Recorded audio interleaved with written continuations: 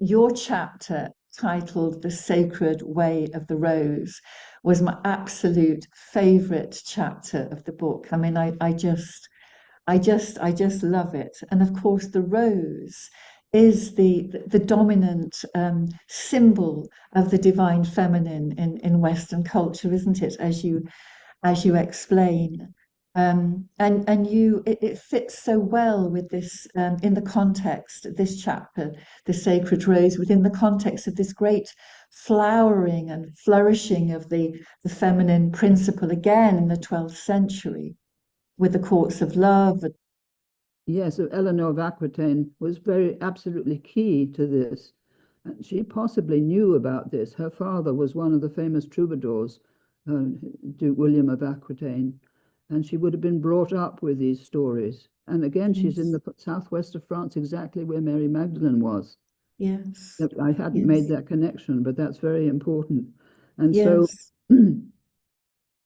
the whole facility that she made of making her court a place where love was discussed, where beauty was honored, where yes, good manners, where they called it prece parage, which is a lovely yes, Provençal title, yes. which means courtesy, and Courtesy. courtesy, which is so lacking in our culture Yes, and has been absolutely. lacking for a long time. Courtesy and respect for women and adulation of the woman as the carrier of wisdom and beauty, really.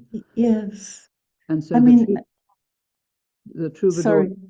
extolled beauty as as a woman rather as the carrier of beauty and wisdom.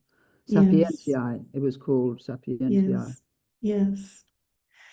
Your presentation that you did on the way of the sacred rose for Ubiquity University for their Chart Academy, which was called Mystica Rosa, began with the sweetest troubadour refrain, which has been going round my head these last weeks as I've been immersed in your book. And it goes, whatever their ways, they're all in love with you.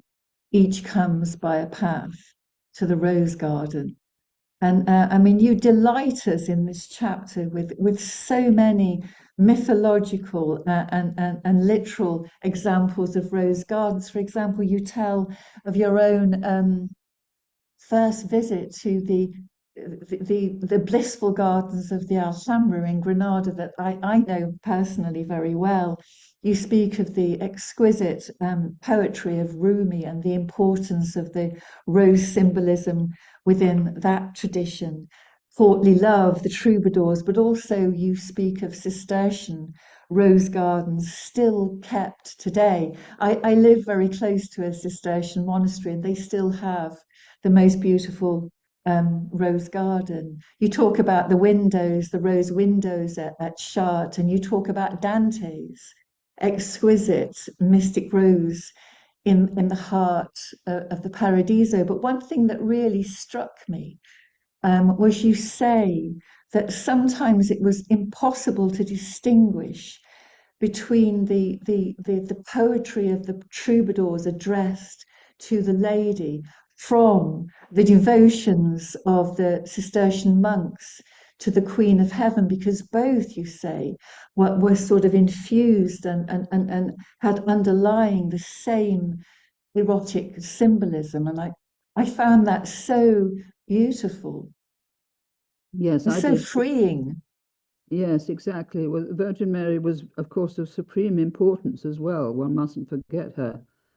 And Yes, I just found writing about the rose was so um, sort of soul nourishing, I think, to trace it back to Isis and that wonderful story about Apuleius and yes, change back from a donkey into a man.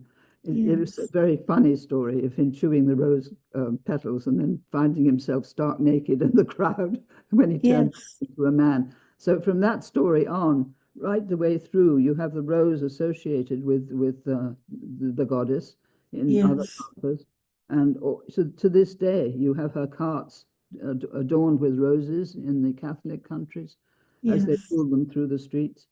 And you have the above all the association with the rose windows of Chartres, yes, that they were known, of course, when they built them, to be a symbol of wisdom, Yes. not only of Christ and the Virgin in the center, but wisdom Yes. herself Yes. was the carrier of both Yes. the Virgin and Christ, as the Yes. window itself, if you see what I mean. So Yes. I Yes. found all this so interesting. And Dante, of course, was aware of this through his own experiences. He must have had visionary experiences to write Yeah. that extraordinary book in the first place. Yes. And there's Definitely. so much richness in past centuries that I think it's absolutely tragic that children are not taught anything at all today about any of this, about past civilizations. They're taught about Yes. the Romans of all civilizations to choose instead of the Yes. Greeks, you know? Anyway, Yes. I'm going off on my own tangent now, so come back to No, your question. please do. I mean, I just wanted to return to your chapter on the way of the sacred rose, because you also mention, and you say it was a favorite book of yours, The Secret Garden. Yes, And yes, and the wonderful healing story that takes place in the Secret Garden, which is still available. It hasn't been banned yet. It's still available for still children available. to read, despite its strange references to the Raj, etc. No, It's it's a still possible. magical story, a magical story. In the age of 8, I was reading it, and I'm still reading it at the age of 90, because Oh, are you still? yeah, Y- because it's as you read it, you taken into the magic of transformation, Yes, and yes, the way the crippled boy is healed, the way the garden comes back to life.